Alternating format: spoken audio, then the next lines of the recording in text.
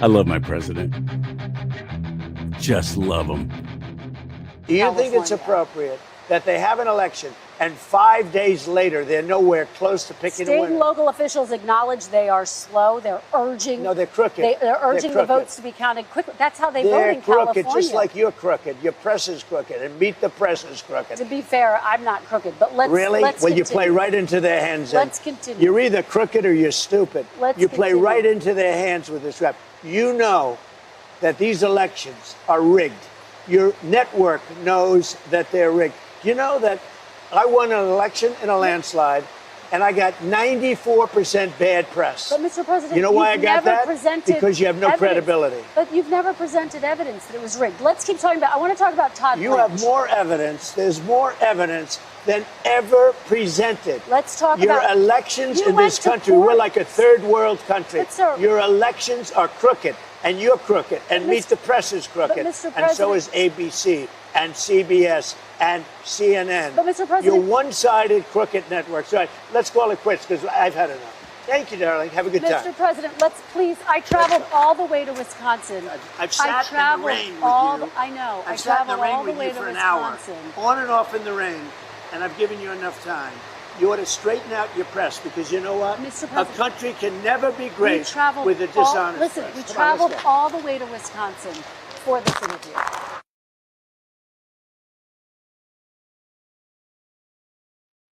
Wait, what? What happened to the sound? What happened to the sound? Maybe could it be this? Be this? Did he step on that microphone and suddenly it just killed all the sound? One more time, did he? Why, yes, he did.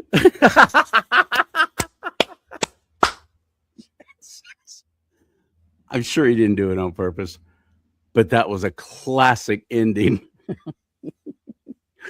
I love my president. I don't care at this point what anybody says about him anymore. I just don't care, especially those on the right who've been bashing him. And I don't like the way he says this. And why does he just keep threatening Iran? And why didn't he just end that? And why didn't he do this? Why didn't he do that? I'll tell you what, why don't you shut up? And if you think you can do better, why don't you run? And until then, zip it. I'm sick of my own Republican Party. I really am. My own fellow conservatives who are like whining and crying about President Trump. I think that things are coming. We're about to see. I want him on Mount Rushmore. I really do. I want the fifth president to be Trump up there, Mount Rushmore. Yep. If I can do anything about that, I'll make that happen. I'll do what I can to make it happen. George Riley is on my show. George White Wolf Riley. I like that. White Wolf. That's beautiful. And I just met him recently, and I didn't know his story. He doesn't volunteer it. He doesn't sit there and go, "Don't you know who I am? Don't you know who I was?" Like me, I'll go, "Don't you know who I used to be?" He didn't talk about himself. Somebody else told me, well, he's a J6er. Well, he's a great photographer, a production guy. He's worked with all these different people like Dinesh D'Souza and Dr. Ben Carson and people that I admire and think are just great. He's worked with them all. So I started talking to him a little bit and said, I got to get you on my show. So he's on today on Do Not Talk. Oh, here's his website, by the way. Check this out. This is George's website.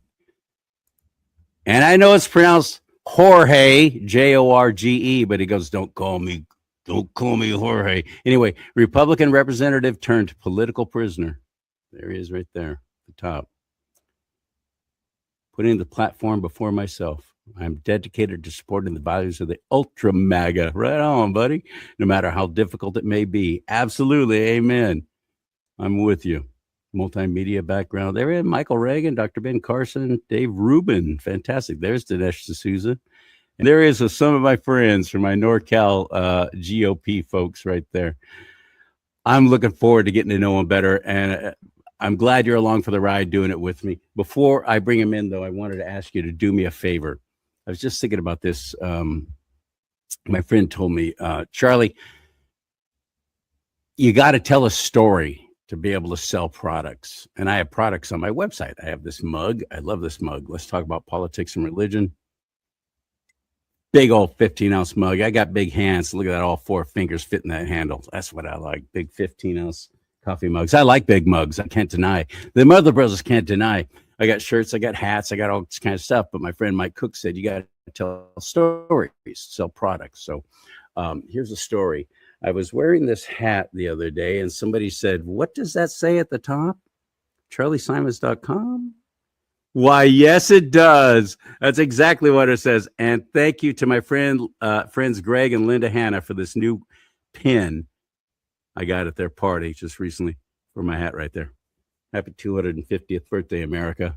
Now, if you're not ready for making America great again, why don't you sit down and shut up for a while, put your feet up, relax, and watch the rest of us get work done. Ready? And go to my website, CharLeeSimons.com, buy some product. Unless you're one of those people that are offended by what I just said, and then screw you. Ready? Hit it.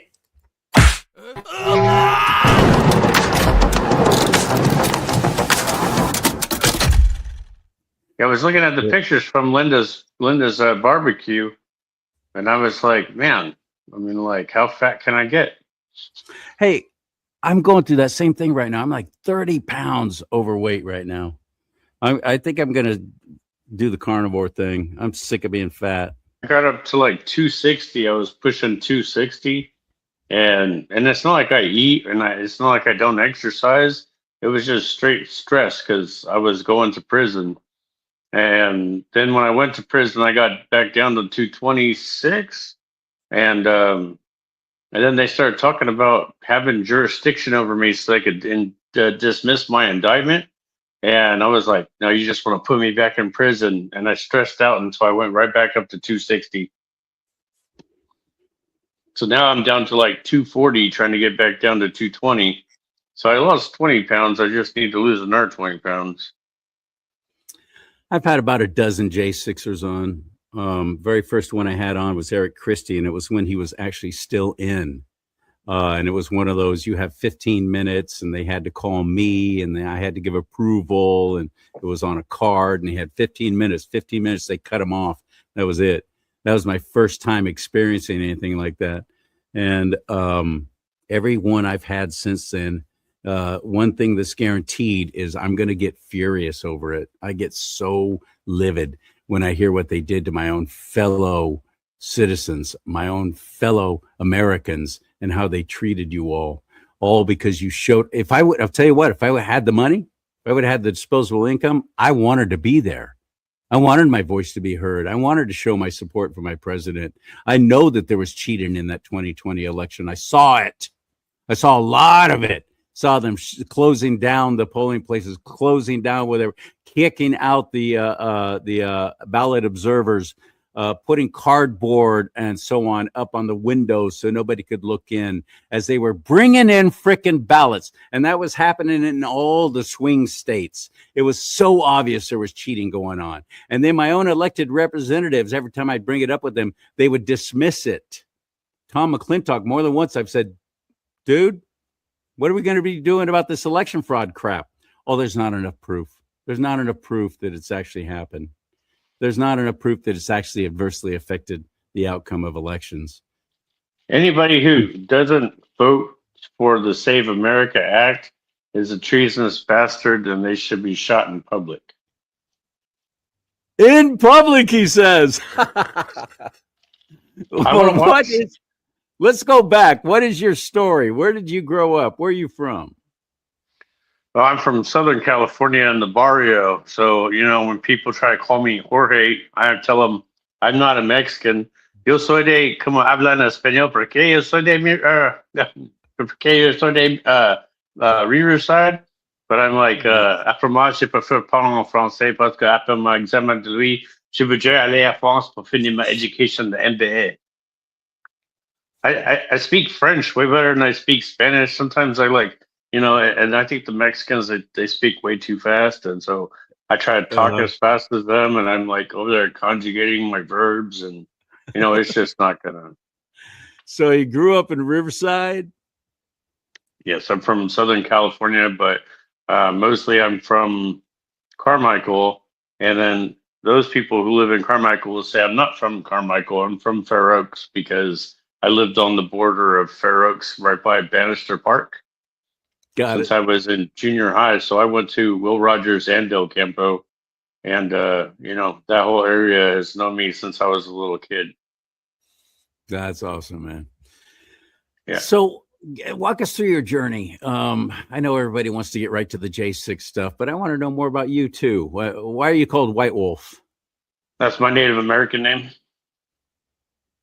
Okay. Tell us more. While I was in prison, I was locked up with all my Native people. All my life, everybody's pointed at me and asked me what tribe I'm from. All my life, I've seen cowboys everywhere I look. All my life, cowboys want to take pictures with me.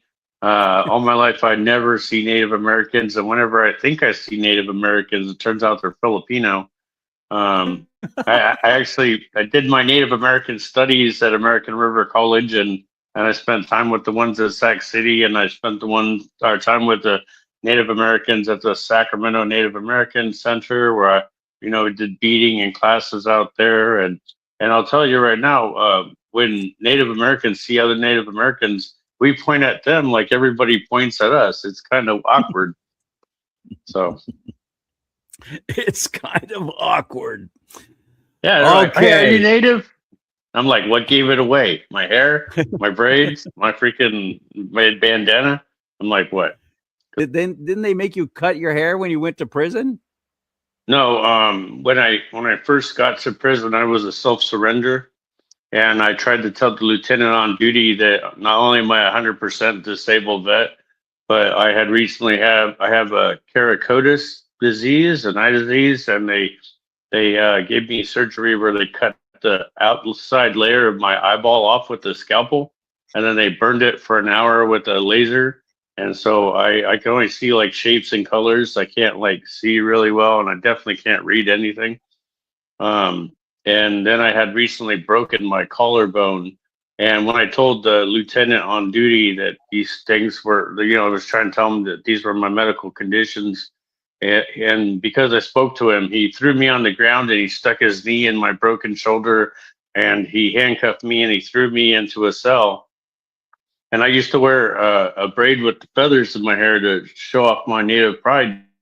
And that's when the officers realized I had my braid in my hair, and I always wore it, so I didn't think about it. And they were like, "Well, we're gonna have to take that out." And I told them I would take it out if they let me just take it out. They were just little rubber bands, and they said, "Well, we can't let you do that. We're gonna have to cut it off with scissors." And I told them, "I'm Native American. You can't cut my hair."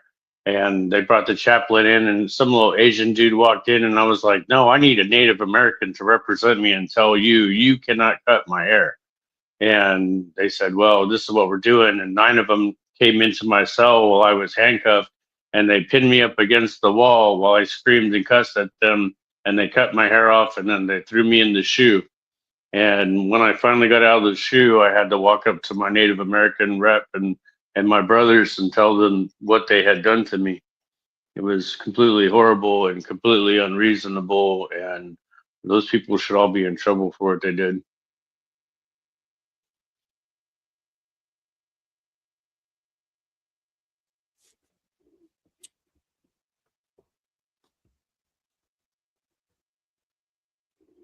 That gulag is an absolute disastrous mess. It's just full of leftist freaks who hate anybody who loves our United States of America. I've heard horror stories about the guards there, about how terrible they treated every one of you.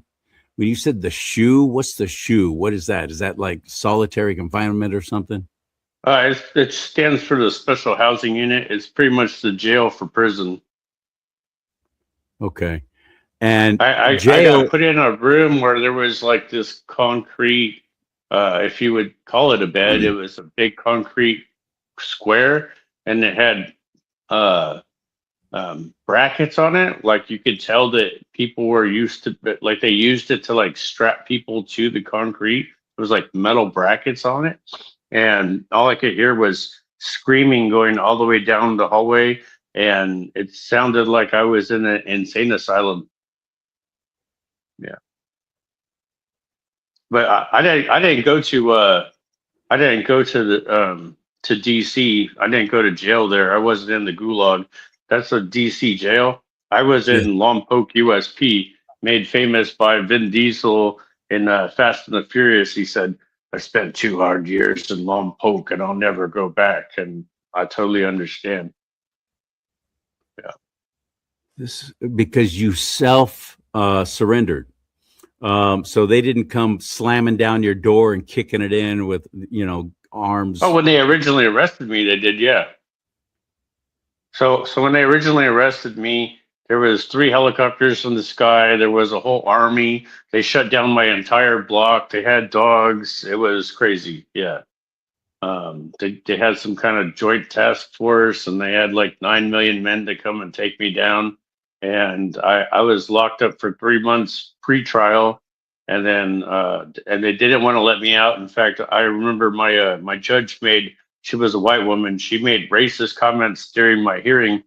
My first hearing, they had me escorted down a hallway into a private room in the jail where I was issued my own U.S. Marshal. And when they took me into my first hearing, they took me into a little cinder block room with a camera and a computer there. And they handcuffed me. They chained me to my chair so I couldn't move. And they put a COVID mask on my face. And they left the microphone off. And so I couldn't comment or say anything. All I could do was sit there and struggle with the mask on my face. And my judge, she said that I was, she compared me to like Hannibal Lecter. And she said I had war paint on my face and I was wearing feathers in my hair. And I was like, oh, yeah, I was going to a Trump rally. I was like, people dress like that to go to a football game. This is 2023 at the time. I'm like, we're not back in the wild, wild West days. I'm like, you're being all kind of like, I saw a Native American movie or something. I don't know what she was doing, but She was literally, this was the judge saying this. Yes, it was like, would you say, well, this black guy had cornrows in his hair? I mean, like, what does that got to do with anything? And because of that, she refused to let me out of jail. And it took them a lot of fighting. And my attorney told me, he was like, they're just not wanting to let you out. And originally they had told me 20 years. And so I told people, you'll never understand what it's like to be told that you're going to be locked up for 20 years. And I'm like, literally didn't do anything wrong at all. But then they close the cell on you and you're like, this is what the rest of my life is going to be like. So what was the reason? What were the charges? What were the charges? Impeding on a congressional hearing, which later was decided by the Supreme Court to be inappropriate use. Aiding and abetting, trespassing in a federal building. I had like 4 misdemeanors or something, and the aiding and abetting and the 1512, the famous 1512. What's the 1512? That was the impeding on a congressional hearing, which is supposed to carry a maximum sentence of $250. So I got sent to Lompoc, USP, which is one of the worst federal prisons in California, arguably on the whole West Coast, for something that carries a maximum fine of $250. And I spent 10 months in that prison until the Supreme Court let me out. 10 months. Yes. I was in a place. Only one man is supposed to be in a cell because, it's a really bad place. And I heard that the prisoners had complained about the bad living conditions. And so they punished them by taking, they put like toddler bunk beds in there. They were like not big enough for a normal person to sleep on. They weren't like even a twin size bed. So they're like little toddler bunk beds. And I would have to sleep with my hand on the handrail, and I still sleep with my hand on the handrail while I sleep. But if I rolled out of bed while I was sleeping, the first thing I was going to do was I was going to hit my celly's steel wall locker on my way down to hit concrete. And so I always held the headboard because I didn't want to fall out of my bed. And then while I was sleeping, giant cockroaches would climb on me while I was sleeping. And I would have dreams about like something like tickling me or something while I was sleeping. And I'd realize what was going on, and I'd like have to hop up out of bed and start killing cockroaches that were climbing all over me, and they'd be like all over the walls and stuff. And then there was like black mold, like the whole building was like covered in black mold. It was always on the walls. It was always like everybody was always coughing, but it was completely in our water filters underneath the building. And the Native Americans did all the maintenance for the prison. And so they would have to go underneath the buildings, and they'd be like, the reason we're all sick is because we're drinking this black mold. And it was causing people to get they would get blood in their stools, and once that started happening, everybody who that happened to, their like health totally declined. But we walked around like eating cough drops, and people worried about being sick all the time. And so the difference between my prison and some of the other prisons is that there was also a low next door and a camp. So the camp doesn't have any fences, and that's for people who have like very short time left, and they let them go have jobs nearby, and you know they're kind of on this trusted. We're not going to let you go to halfway house yet. Work release thing. Yeah. Well, it's on site. Yeah, it's on site. Well, it's on site. Yeah, so it's called a camp, and you're still watched, but you're like, we're not going to let you go to halfway house yet, but we're going to leave you on this very low level, right? And then there's a low, and the low has one fence, and then there's where I was at. The USP had 3 fences, and in between the second and third fence was 2 rows of concertina wire that were electrified. We had guard towers, and we had federal correctional officers patrolling in cars outside the fence, and there was video cameras all over the yard. And so it was like you had no chance of thinking that you were getting out of that place at all. So yeah. Wow. Oh, and then we have metal detectors in every room. So when you go in or out of any room, you get metal detected, and you get randomly thrown up against the wall and searched. Yeah. So they did not take you back to DC like they did a lot of the guys. No, they specifically banned me from being in DC. And the U.S. Marshal that I was assigned, he told me, he was like, I'm only here for you. I'm only here in case they want to send you somewhere, and then we're going on a ride. And when it got brought up to if they wanted to bring me to DC, they screamed and threw a fit and said they didn't want me in their town. What did you do that was supposed to be so bad that made you so dangerous? Did you actually go into the Capitol building? Yes. Okay. Did they wave you in? Pretty much, yes. In my first picture in my indictment, I'm walking through open doors. In the second picture, I'm taking pictures of we were talking to Capitol Police. I was like, what's wrong with this? What's wrong with walking through open doors? What's wrong with talking to Capitol Police? I was the one who rubbed my ass on Nancy Pelosi's desk. I was on the Tucker Carlson video. Yeah. That was you? Yes. I have a picture. I was escorted to Nancy Pelosi's office by a staffer. I have a picture. Okay. Yes, a staffer. I have a picture of him going like this, offering to lead me the way to Nancy Pelosi's office. And there's a video of him. There was 3 of us, and he led us to her office. In my paperwork, it says I was the one that opened up the door. But when I opened up the door and I looked in the little office, the guy next to me, he was like, "Wow, this is Nancy Pelosi's office." And I was like, "Fuck her." And I rubbed my ass on her desk and I walked out. I was like, not impressed. Well, the third guy, he took a picture sitting at her desk with his feet up. And that guy got 5 years for that. And I don't know why they ever didn't care that I rubbed my ass on her desk. But I want to reassure everybody that was not ever one of my charges. So, oh, and also I never pulled my pants down. Those rumors were egregiously exaggerated. I did not defecate on her desk. I just rubbed my ass on her desk and walked out. Also, it was like the American flag was waving through my butt cheeks when it happened. I like to let people know it was probably the most patriotic and American thing I ever did in my life. And There you I'm go. a veteran.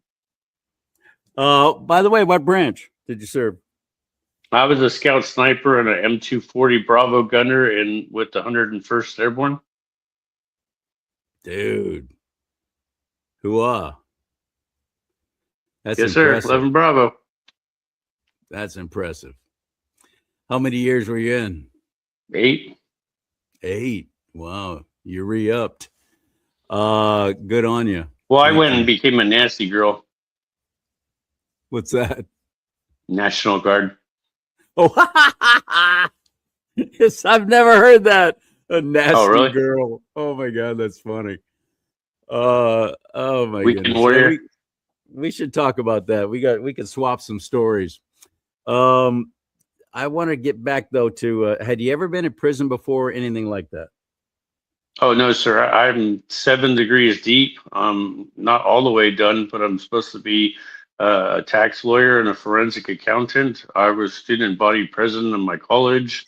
I was one of the top Republicans in California. I was, and when I first got into prison, they said they wanted to give me a shot, and I was like, "Why do I need a shot? I'm not sick." And they kept saying all these weird things to me, and I was like, could you just pretend like I'm a computer programmer and I have no idea what you're talking about? I've never been like, in trouble for anything.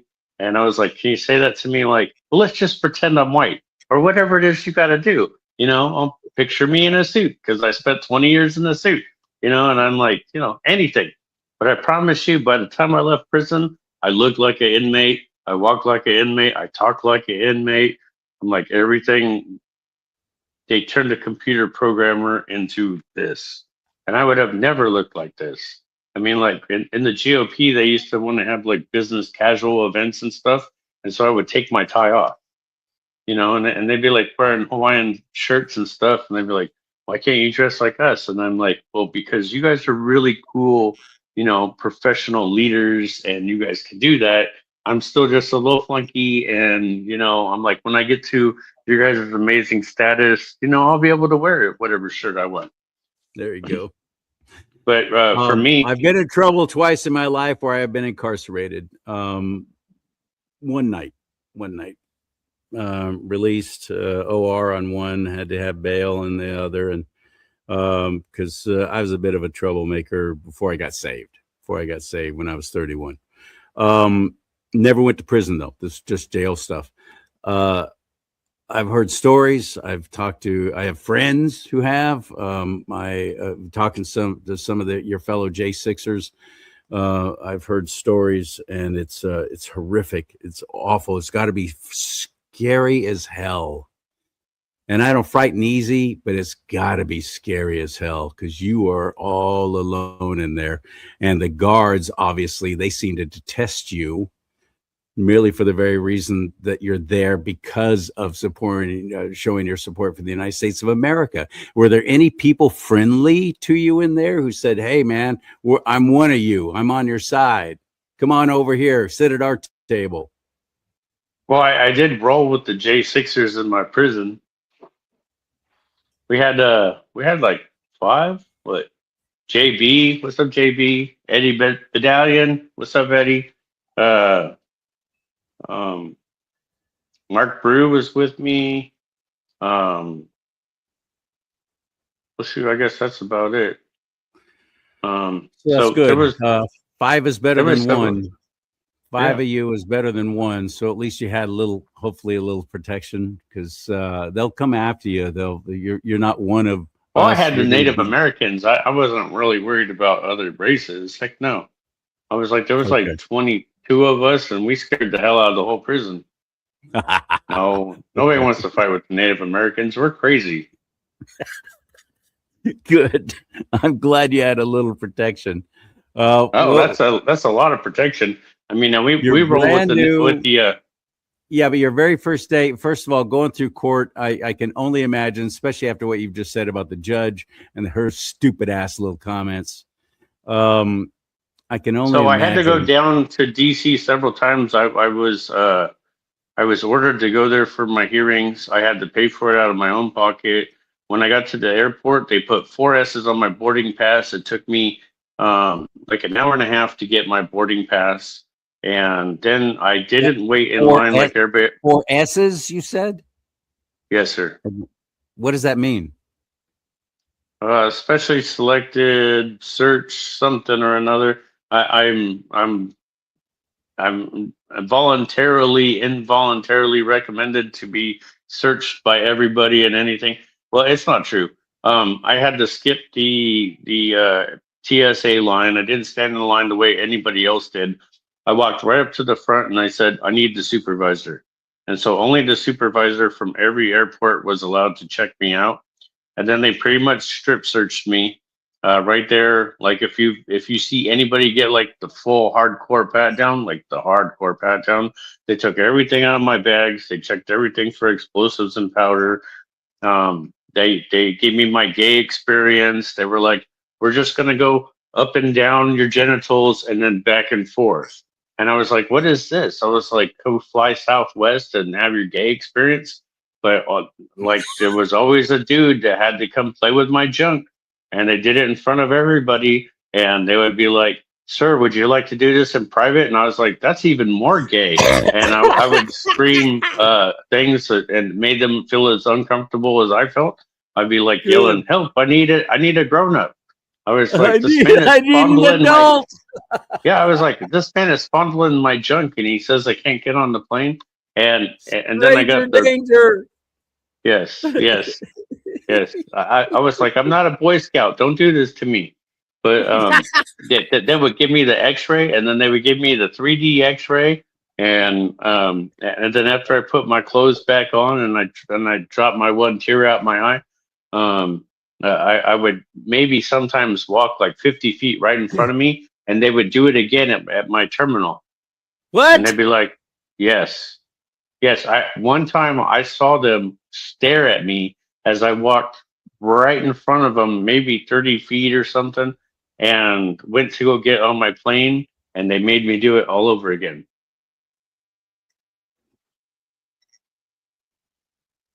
Yep. Why? I know you can't make this kind of stuff up. You'd be Why? like, Did they give you a reason? Did they say why one time they had to do I it was again? getting on Even though the you had not airport left the in building? Sacramento, and you know how little that is, and they had something like 20, 30 sheriffs there at my terminal waiting for me, and they had dogs.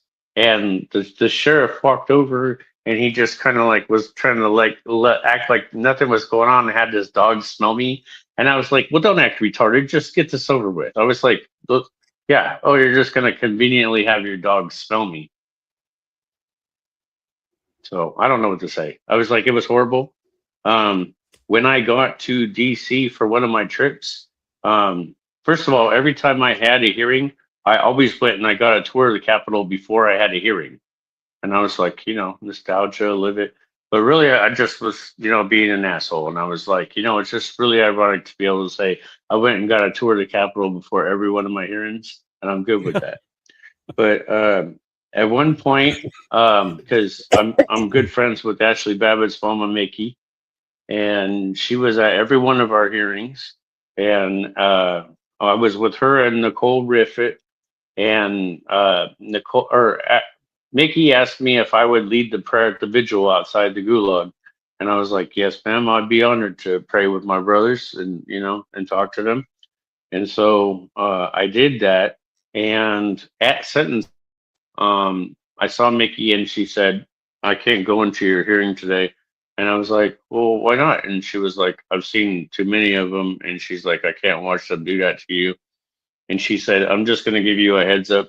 They're going to use you praying against you, and they're going to try to tear you apart and make you lose your mind.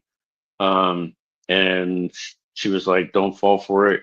and they used me praying at the gulag against me, and I was like, well, what's wrong with me praying? And they were like, well, you're praying for J6ers, and I was like, J6ers like me? And they were like, yes, you're praying for people who are locked up. And I was like, locked up like I'm about to be? And they were like, yes, you can't do that. And I was like, well, I mean, like, Can't? why You is cannot? my First Amendment right to freedom of religion and freedom of speech? And I'm like, did I get my First Amendment rights suspended? What is going on? And they tried to give me more time for my sentence. They were pushing for me to have more time, because I prayed. Good Yeah. Lord. I know. How do we make sure this never happens again? Because it will. I can't hear you. If they got Can you away hear with me? this now, oh yeah, if they got away with this now, people need to be in prison for what they did to you all. They need to be in prison for this. This is Hello? insane. Yeah, I'm here. I'm here.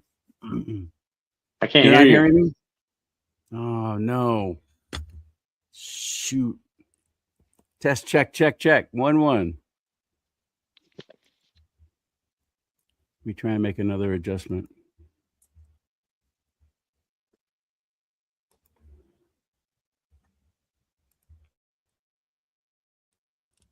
Hello? Sure. Oh, there you are. How about now? How about now? Yes. Let me How see if about I now? can put my ear. Dang it. Can you say something? That's frustrating. Yes, you're back. George? Yes, I don't know what happened. That was crazy. We were talking against the federal government. That's what happened. We were talking against the dirty Department of Justice, as it was under Joe Biden. Actually, the question I asked was, how do we make sure that this never happens again? I don't know The how do only we way make we can make sure that this doesn't happen again is if we pass the Save America Act. Sure. I think there's another way too. What's that? These people who did all these horrific things need to be in jail themselves. Well, I recommend firing squad, and I would like their bodies hung outside the U.S. Capitol. There you go. I think they're treasonous as life gets, and that's what you got to do to people who are treasonous. Yeah. This is so frustrating to me and anybody watching right now who did not know these stories and may not have heard this before. They've got to be every bit as, and I've heard this several times now. There was a pattern. None were treated well. All of them were treated horribly. Were there any women who were arrested for being there on that day at January 6, 2021? Oh yes, sir. And they kind of freaked me out. I tell them that all the time. I'm like, I meet these women who have been to prison for January 6th, and I'm just like, I don't know what to say. I don't cross those women. I have this whole policy about like not messing with Republican women, but these women are a little bit like they're a little bit harder than that. You know what I'm saying? And so Gotcha. yeah, no, I mean, like it's like when I just got back from Colorado from going to go support Tina Peters, and I was like, free You Tina were there? Peters. You were there when Yes, she of was course. released? Yes, of course. You're Oh no, saying, I of wasn't. course. No, Not no, like no. I was like, everybody was actually there or could go. That's fantastic. no, I did an episode of Cowboy Logic while I was there, right in front of the prison with the J6ers, and we had Enrique Tarrio, and we had Shane Jenkins, and Machine Gun Bobby, and Rockney Earls, and various different Ben Pollock, who two of his kids were to have crazy J6 stories. Yes. It was very emotional out there. The first part of the Cowboy Logic episode, I actually tried to get Patrick Wool's mom to go on because that's on Real America's Voice, the Charlie Kirk Network. And she asked me to do it. So the first part of it was me talking about Patrick, and the second part was me talking about Tina Peters. And I'm like, Patrick. she would. Which Patrick? Wool. Patrick Whale? Wool? Is that how you pronounce it? I believe so. I always pronounced it Whale. I had him on the show too. He died just a few months ago. Yes, I had breakfast with him. That's where I first met you. Was at the memorial for him. Yes, I had just had breakfast with him like half a week, maybe. I don't think it was a whole week before he died, and it was crazy because I was running late to the breakfast, and he had called me, but I ride a motorcycle, and so I couldn't answer the phone. I'm like, you can't talk on the phone while you're riding your motorcycle. That's just too much. And so I ended up having to like wait until I could pull over. And then I called him and was like, I'm almost there. But he had actually already left a voicemail on my phone. And so it was like after he I was told he died, and I was like, this can't be real. I just saw him. And I like texted him. I was like, hey homie, are you okay? And no one called me, no one texted me. Like, I tried to call him, and then I found the voicemail message, and I was like, oh man, it was like really hard to listen to because I was like, that's my boy, and he just died. And I'm like, we went to church together, and I kept seeing him at the Freedom Rider rallies and on all these different patriotic events and stuff. Like, I just kept running into him, and then he was gone. And it's like, Yeah. And a lot of that was because of how they treated him in prison. They denied him medical help, and he was denied a surgery that he desperately needed before he went in on his heart. He'd probably still be with us if that not had happened. These people need to be in prison themselves. Yes. I'm just so livid over my own government and Department of Justice, how we treated you people, you folks who are just merely showing up to let your voices be heard and to support our president and to say, yeah, we want you to take a look at, don't you certify this election. They go, well, you're election denier. Oh no, I don't deny it at all. I am absolutely, it happened. I'm denying that it was honest. And I don't want this election to be certified as it spells out in our United States Constitution. If there's any question, basically do over, and they didn't. And Mike Pence, I will never forgive him for what he did. I shouldn't say that. I'm sorry, Lord. Please forgive me. Please forgive me for saying that. And okay, I forgive Mike Pence. I forgive. I don't forgive him. You're not forgiven if you don't forgive. So we have to forgive. But I will, and I'll never forget what Mike Pence did to this nation. 4 years of Joe Biden when he could have stopped that. Well, I don't know how anybody can say there's not evidence when they show you where this election is going to go on until we get the numbers we want.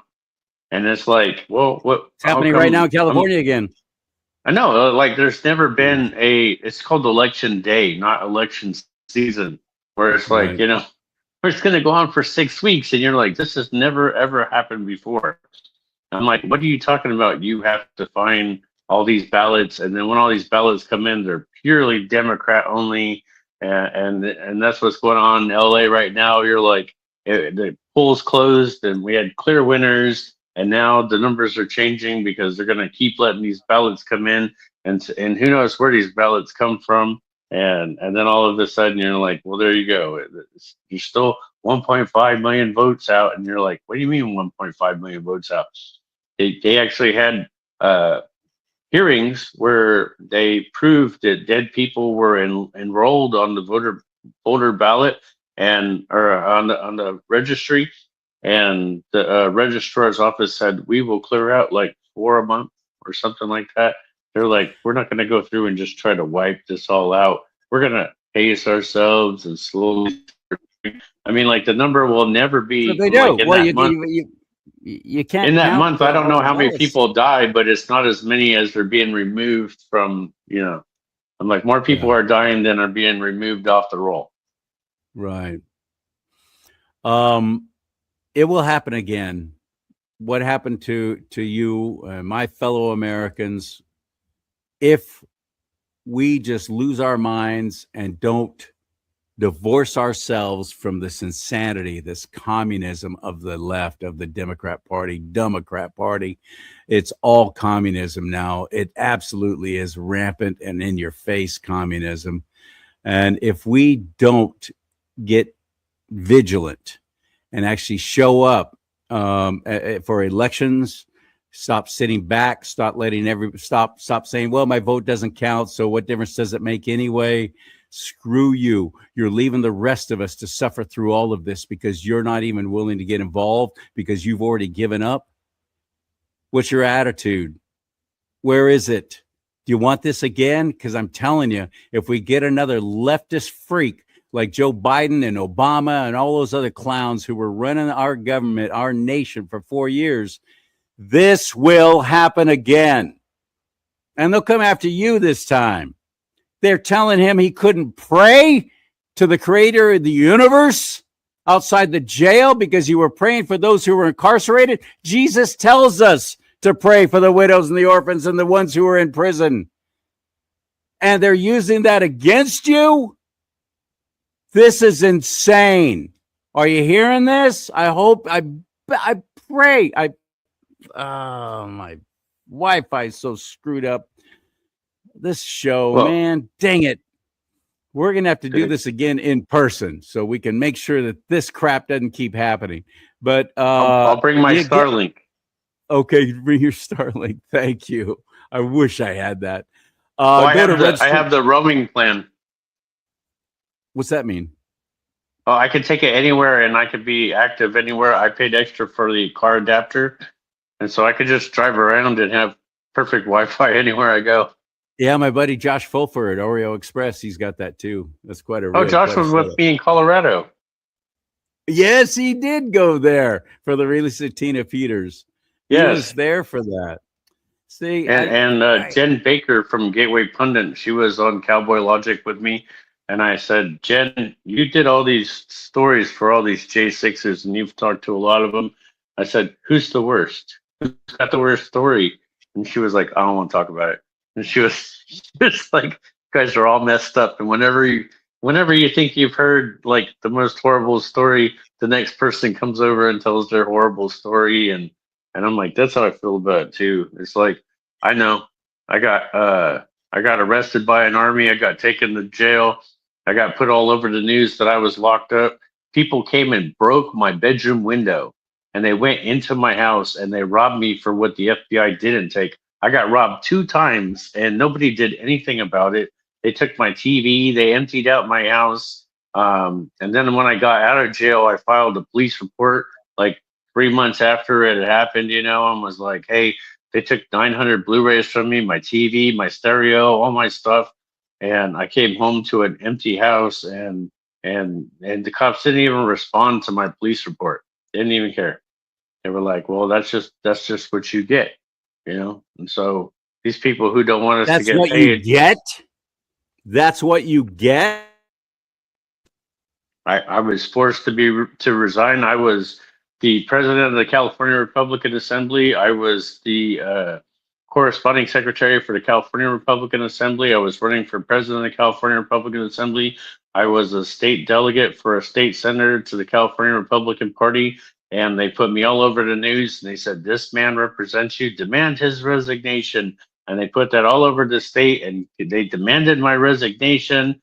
And I wrote a letter telling everybody to go fuck themselves and called them cowards. And I resigned. And I was like, you don't deserve me. And when I got sentenced, I told my attorney, because he was telling me, he was like, they're going to want to hear an apology from you. And I thought about it and I was like, well, I'm willing to say, God bless America. And he was like, no, man, they want to see remorse. And I said, well, I thought about it and I'm willing to say, God bless America. And if you could try and get me to say anything more than that, you might as well just walk over with a torch and seal my cell because I'm never coming out of that place again. And I told them I thought about it, and I said, if I gotta go to prison and give up my life for what I believe in, I'm in good company because John the Baptist got his head chopped off after he spent some time in being locked up. I was like, all the apostles all got locked up. A lot of them got unholy crucifixions and were killed. And I was like, Daniel had to go to the lion's den. Shadrach, Meshach, and Abednego had to go to the fiery furnace. And nobody has the balls to talk about what Jesus did. And so, I mean, like they tore that guy's beard off his face, and he was just a walking skeleton carrying a cross that's not even humanly possible. And I'm in good company. And I was like, and then soon they're gonna try and make us take the mark of the beast, and we're gonna have to get our heads chopped off. And I'm like, whatever, whatever. Whatever. It's like Ben Pollock says, this is not our home. This is just where we're passing through. How did you have the money for this? For what? You said you had to literally appear in court in DC, but at your own expense. What if you would have said, I don't have the money? No, I can't do that. What would you have done? They said that if you have the money to come down here and cause problems and get a case, you better have the money to fly down here and be at your court, or you're going to get locked up. You were going to get locked up anyway. You didn't know that, though. No, I mean, I for sure I knew I was going to get locked up. In fact, there was all this talk, all these people sitting there saying, well, I would never have taken a plea bargain. And I'm like, well, you're out of your mind, because they have BLM people on our freaking juries that said they believe that these people could be fair and impartial. I'm like, I just was in a fist fight with this guy outside, and you're going to bring him inside the courthouse and you're going to put him on my jury? Shit, JB had 3 attorneys on his jury. There's no chance we couldn't get attorneys a fair trial. Who were part of the jury. He said that in DC is the only place where you could have attorneys on your jury. Probably. I can't imagine that goes good. That's like the worst thing I've ever heard in my life. Next to having judges. I mean, like pick a chess piece, but I mean, like judges on your jury. You know what I mean? I'm like Obama appointed. I mean, like Obama staffers. Can you come get some? Let's think about what kind of people would be your worst nightmare to be on a jury. And I'm like, the odds were all stacked up against you. They never let me have discovery. The Sarbanes-Oxley Act is the cornerstone of forensic accounting. And so if anybody wants to talk about the Sarbanes-Oxley Act of 2003 and the millions of piles of fraud that led to the act being codified and put together bipartisan by Sarbanes and Oxley in the Senate, if anybody, I mean, like, I'm about to be a lawyer. I should be able to defend myself in that courtroom, and I could not defend myself in that courtroom because they were not practicing law. They didn't care about my due process. I kept saying, you're putting the cart before the horse. They gave me a public pretender who the only thing he cared about was getting me to sign a plea deal. I was like, well, I would like to see discovery. I've heard about that plea deal. I've heard about that plea deal. Didn't it include something about this was all Trump's fault? Basically. I think that they tried to get things from different people. They never tried to get any of that from me. My plea deal was, they said, here's what you get. Either you accept the felony and you take 18 months, or you take it to court and you're going to get 56 to 72 months. And I'm like, anybody in their right mind, who, like, I'm going through being in jail, I'm getting ready to be in prison. This is very real in my life. I had no guarantees that they weren't going to rig his election again. And if Donald Trump wouldn't have got reelected, I would not be out of prison. I guarantee you, I would still be in prison. All of you would still be in prison. All of you. In fact, when the Supreme Court let me out of prison, for President Trump. Yes, sir. And when the Supreme Court let me out of prison, my attorney told me, just because you're out of prison doesn't mean you can't come back. And I definitely believe that everybody was letting me out because they were anticipating that Trump was going to get back into office. You got let out before he pardoned everybody. Yes, the Supreme Court let me out. When the Supreme Court they threw out my felony, and it was the only thing that I had for charges. So when the Supreme Court said my felony was inappropriate, I spent 4 days walking around the prison telling all the guards, "Hi, I don't have any charges. Can I go home? I don't want to be here. I would like to leave." And I'm like, I'm being held against my will, making it very clear that I am a man in prison with no charges, and I would like to walk out the door and please let me go. And so 4 days later, they let me out. But I'm like, I definitely vocalized that I'm being held against my will. I'm an innocent man. The Supreme Court has just ruled that my felony was inappropriate. I'm a man locked up in prison with no charges. I would like to leave. And they wouldn't let me out.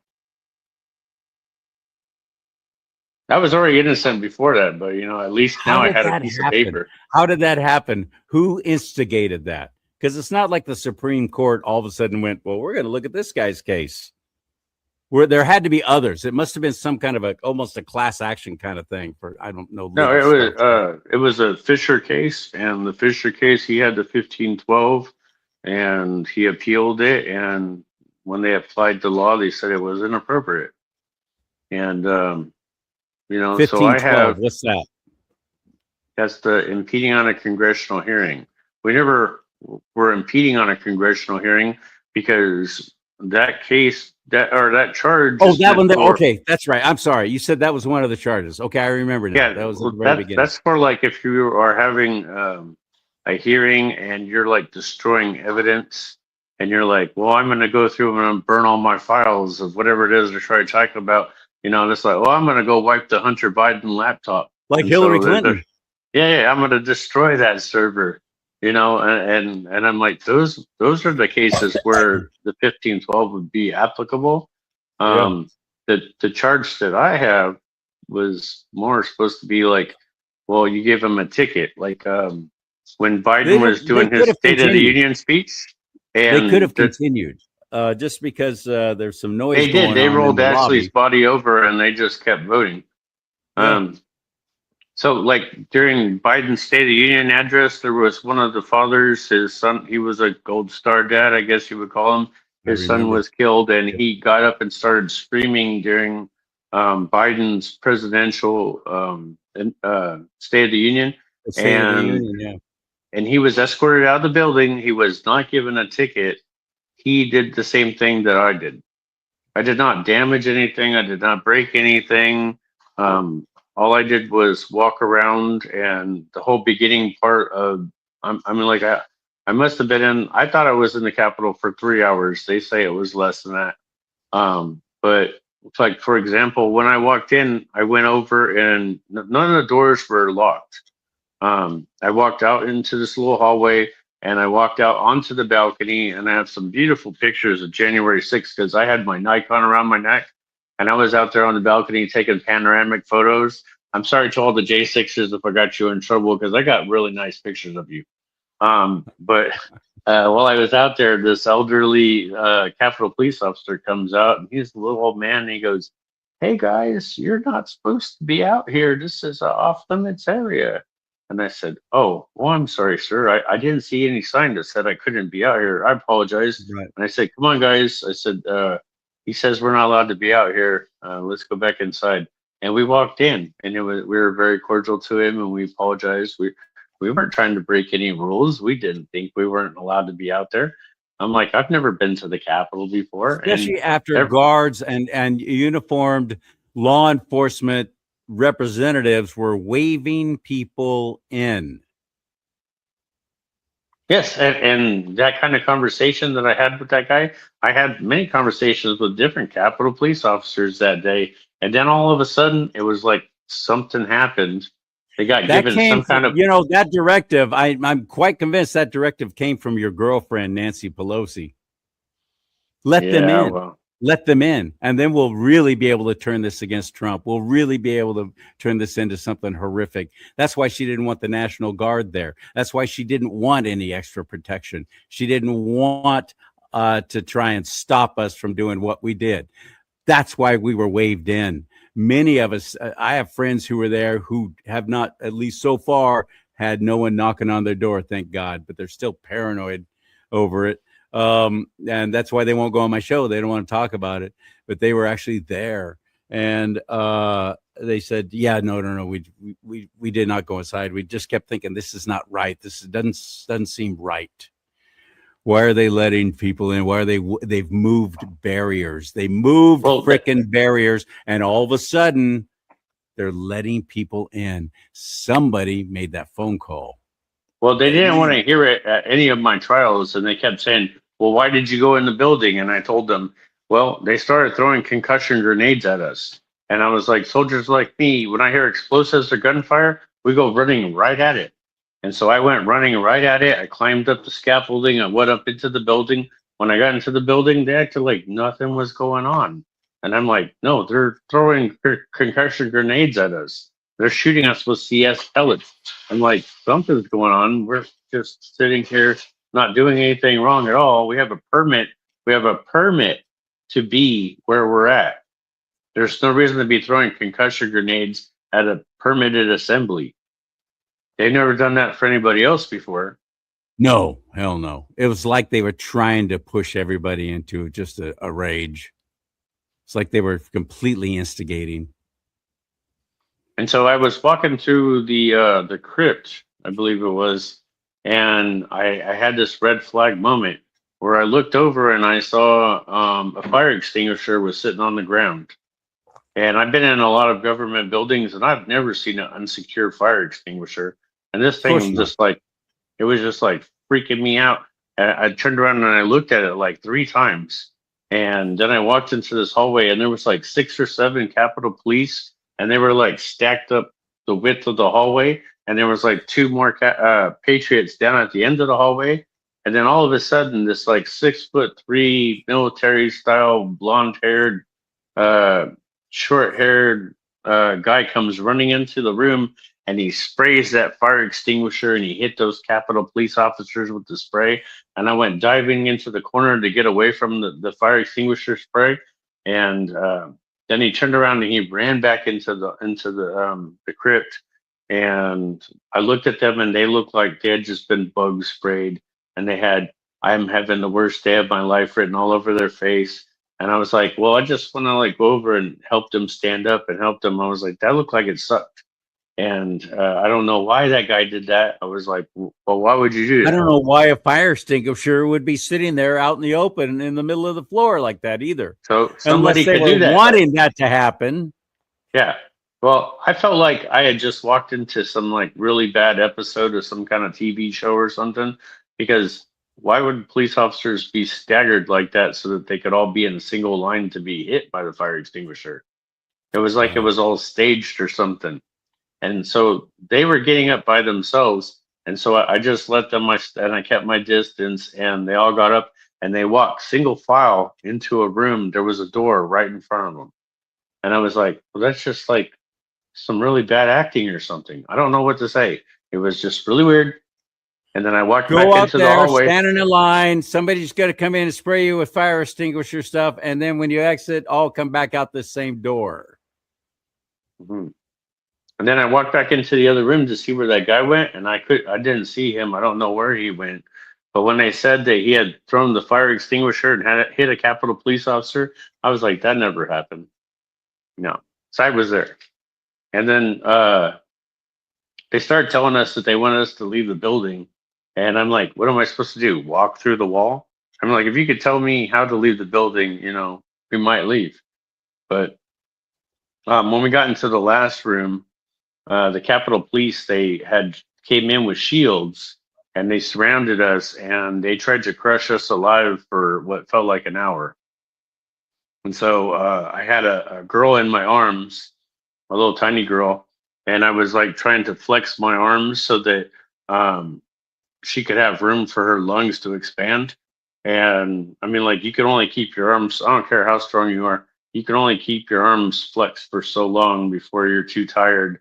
And at one point, this guy, his wife got away from him, and he was like, "Hey, grab my wife, please." And I grabbed her, and so I got a woman in both my arms, and I'm sitting there flexing my arms, trying to help them not be crushed. And man, that one lady, she was wearing a jacket too. That had to be so hot. Um, and eventually, one of the Capitol Police got pulled in with us, and the one of the Capitol Police had a hold of the back of his jacket and was trying to pull him out of the crowd. And I was like, "We're not going to hurt your friend." And I was like, "If you just let us go, we'll leave." I'm like, we're not having this. I'm like, I don't know how long you're going to crush us for, but I mean, like, it was so hot and there was like no air, and everybody was being smashed together. And I heard the little lady in my hands. She cried out, "I feel like my bones are going to break." And I tried to, or she said crush, and I tried to like flex my arms again, but I was so dead. I was like, there was no way I was like holding it forever. And then eventually the Capitol Police let us out, and most of us just like walked out the door. But then we stood on the steps fighting with them still, and it was weird because it's not like we're like fighting with them. We're like trying to have a conversation with them where we're like, "Why are you mad at us? Why aren't you in there arresting them? They're committing treason. You're supposed to be on our side." And I remember at one point the Capitol Police officers were like, "We want to leave. Can you clear a hole for us to leave?" And we literally made space for them to come walk through us. And the one lady that was in my arms, she hugged all the Capitol Police officers, and I patted them on the back, and we tried to let them know, hey, we weren't mad at you because we understand you're like trying to do your job or whatever it is that they're telling you. Yeah. He's Yeah. probably got a family at home, and I'm like, I can't like say that for those people that were just doing their job that we're mad at them, but just doing your job is not throwing grandma down the stairs, and just doing your Or job shooting is not. Ashley Babbitt in the face. No, that's a tiny little girl. I mean, like, she was 120 pounds with a backpack on and soaking wet. I mean, like, my leg is bigger than that. There were plenty of us guys around. You could have shot any one of us. We wouldn't have said nothing. Been like, You wouldn't have what I mean? said nothing. Oh well. Not my first time being shot. Dang it! I was I got like, shot again. Crap. I mean, I got shot with CS, liquid CS 3 times in the eyeballs, and I'm like, you didn't see me bitching. I was like, damn it. But that was about it, I was like, whatever. Some lady helped me flush my eyes, and I was back to screaming. How are you doing now financially? This had to ruin you. You come home, your home's been broken into. Everything's been stolen out of there. There's nobody there to help you. You lost your position with the Republican Party, which I'll tell you what. Thank you for bringing that. Thank you for bringing that back. That memory, by the way, I had almost forgotten how my own party treated you all, and it was pathetic. And I'll tell you what. You wanted to see me react quickly and loudly. Just say that in front of me. And I had a lot of them saying that. Well, if they actually broke the law, went to the Capitol building, they deserve what they got. You don't even know any of the facts. You don't know what happened. You haven't talked to anybody. They're not showing any video. You don't really know the story, do you? Don't ever say that again. Don't ever say that again. Unless you want somebody to say that about you sometime in the future. And not have somebody like me stand up and go, wait, what? What did you just say? You're telling me they all deserve what's happening to them? Nobody, none of my fellow Americans deserve what happened to you all. I was livid at my own party for turning their backs on you. I still haven't really gotten over that. Maybe that's the problem I still have with my own GOP, at least in California. There's a way so many of them so quickly, and especially our elected representatives, turn their backs on you. Well, luckily, my buddy Tom Hudson, he was like, we don't throw our friends under the bus to please our enemies. And so there was, a small amount of people who didn't turn their backs on me. But for the most part, yeah, they all turned their backs on me. They And sure they all did. kept saying, "What did you do?" And I'm like, "What did you think I did?" And I'm like trying to figure out what kind of person I think I am, because I'm like, they kept wanting me to apologize, and I was like, well, if I did something I thought I should apologize for, I Apologize to would. who? Apologize for what? I didn't do anything For wrong. showing up and making your voice heard? It was one of the most patriotic things I've ever done. I don't know what to say. Well, I agree. And like I said, if I could have been there, I sure would have. I wanted to be there. Well, everybody I who wish I met had the that- money now. I would show up for this 250th celebration and the president's birthday on June 14th. I would be there for all of this if I could. If I had the money, man, I would be there. And screw the consequences. I don't care what anybody thinks anymore at this point, especially in my own party. I just don't care. I'm much more concerned for people trusting me than liking me anymore. That's far more important to me than anything else. So trust me to always keep putting people like you on that nobody else seems to want to talk to. I'm going to keep doing that. And even after the fact, oh, well, everybody stopped talking about that now. Really? Did you? Okay, well, you go ahead and not talk about that anymore. And then let me know how that works for you when it happens again. that was probably one of the 'Cause most if you don't- stressful parts about being in jail or being in prison, was they never stopped talking about it. I'm like, it was always on the news the entire time. Oh, I'll bet. I mean, Did you like get to even now talk they're to- talking about. They said Gavin Newsom said that if we finally get any money for the things that have happened to us, he's going to tax us at 100%. And I was like, 100%. so, He's going to take the money away from you. which I'll still owe 20% to my lawyer. So however much money they would give me would mean that I would have to pay my attorney, and I would still owe the government 100%. So I would lose 120%.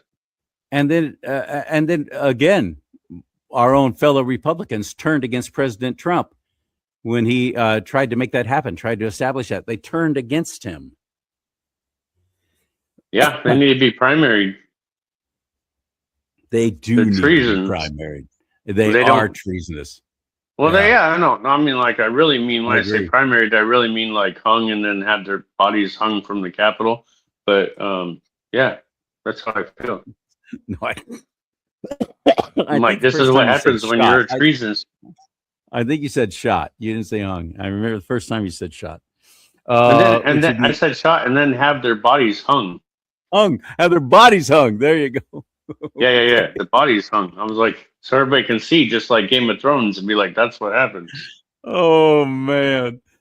What the founding how are fathers you would have doing? done.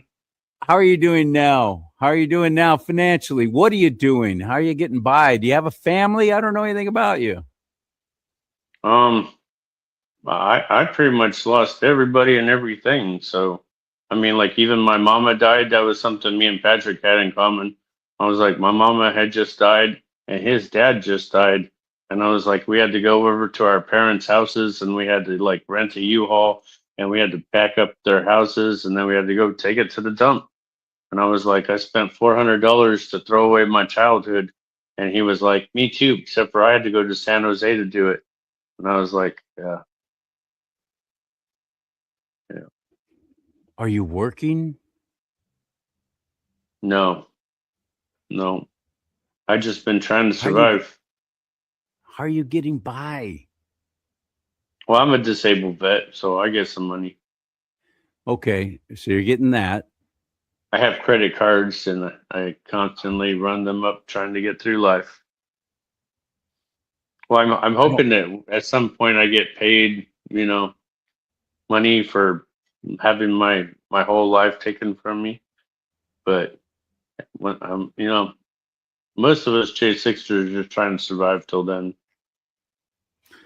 I mean, like for example, I have just talked to a J6er this morning, and he was working electrical in Florida, and he was just fired at random.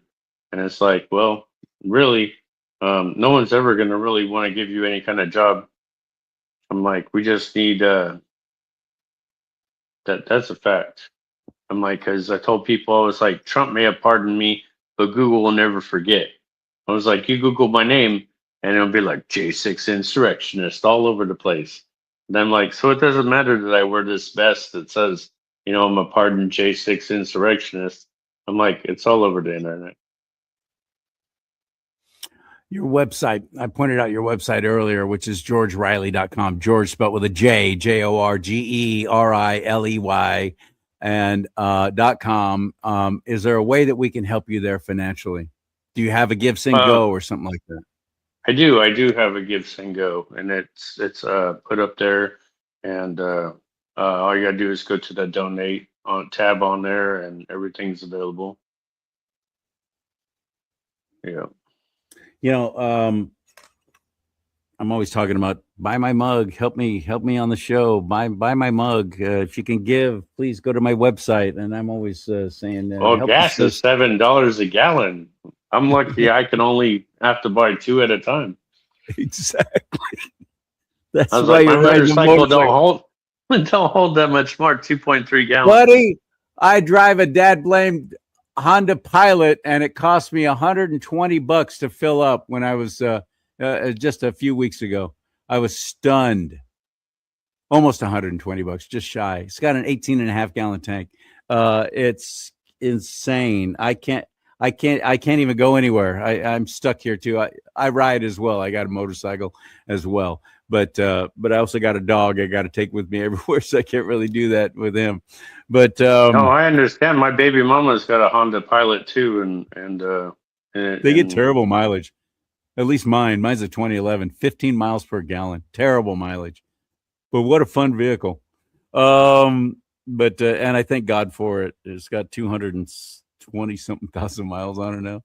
I've driven the heck out of that. But the reason why I brought it up with the website and the mug and all that stuff was not to throw out another pitch, but to say, I don't want you to buy anything of mine right now. I want you to please go to George's website, and I want you to please help him. I'm begging you, please, to help him. I would if I could, but shoot, I think I'm making $50.22 this month from Rumble. I'm not doing any better, buddy. I'm on that fixed income thing now too. I'm that fixed income guy that I always said I would never be. That's what I get for saying never. But I get you. So are you still in the Northern California? I'm not quite sure where you live. Don't tell me. Don't say exactly where, but give me an idea. I live allegedly in Alberta. So I'm in Placer County. Okay, Placer County, gotcha.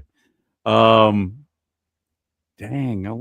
why couldn't I don't know if I was going to make it in Sacramento, because I mean, like, people kept like nobody will say it to my face, and I did have people sit there and go, well, how come these Antifa type don't like stalk you and bother you the way they do other people? And I'm like, because I will fuck them up.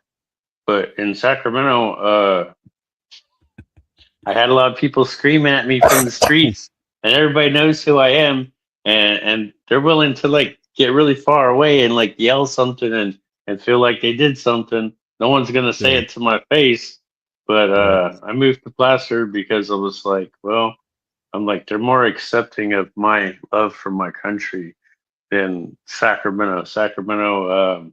Sacramento's very blue. Lost. It's very bad.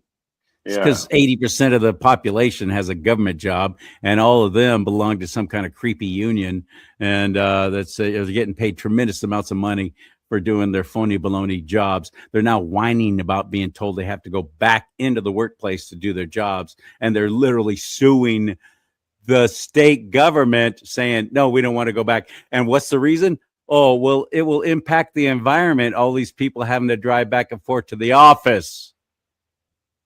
That's their only reason. And it's the unions that are doing it, because they sure loved it.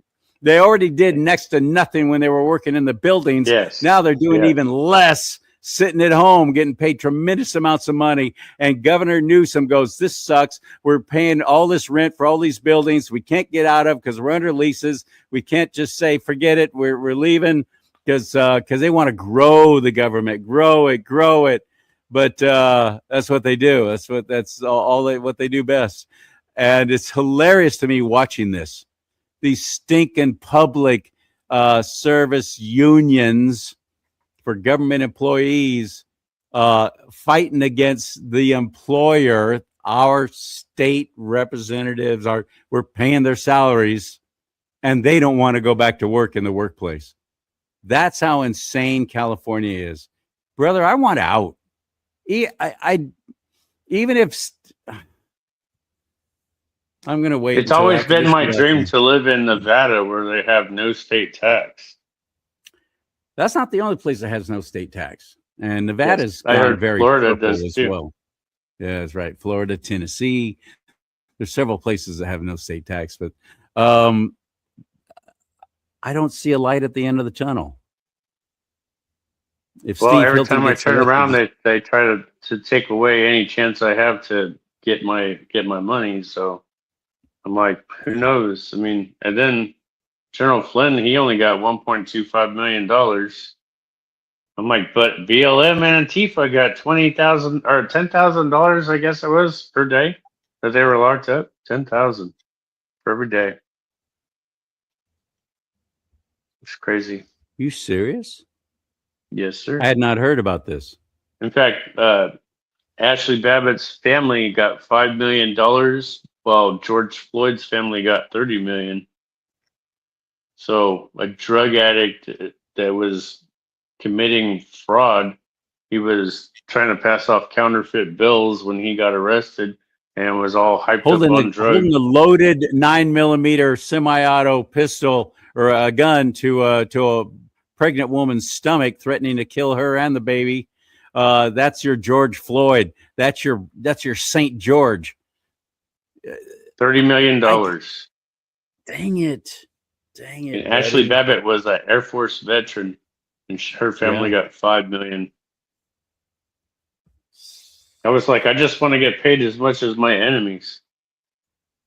Yeah. That'd be nice, huh? What can we do to help besides pray? Well, prayer is the biggest part. I mean, like, I know when I was locked up, especially like when I was in jail during COVID, and they only let me out of my cell like for 20 minutes every 3 to 4 days. And they'd say, you can either make a phone call or take a shower. And a lot of times they'd say the phones aren't working. And so I don't think I would have been doing too good if I didn't like feel that people were praying for me. I was like, that's the most important. I think I've only survived like this. I think all J6ers only survived like this because people were praying for them. Yep. I still got to get my head back. I'm like, I used to walk around in a suit all the time, and you would be like, I want that guy to represent me, and I tried to be like the best model I could be, and now I look like a thug. In fact, they made this vest so I could address my identity crisis.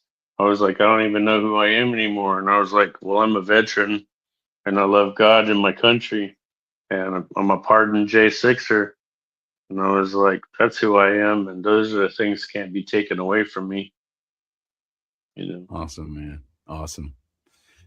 Well, I'll tell you what, I'm proud to call you a friend now. I'm glad I met you, and I'm glad I know you, and I'm glad I had you on the show. And let's do it again. GeorgeRiley.com, JorgeRiley, JorgeRiley.com. Thank you, brother. Thank you, sir. Hooah.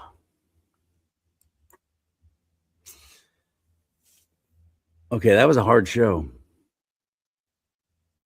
The rest is up to you. I hope you follow through. I hope you can help him out. He's not a grifter. Trust me on this. I'm very good friends with some of his great friends. He's not a grifter. Probably doesn't even want handouts.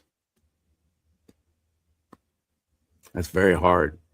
When you're a proud person, it's very hard to ask for help and accept help. You just want to say, no, thank you. I'll be good. No. It'll all work out.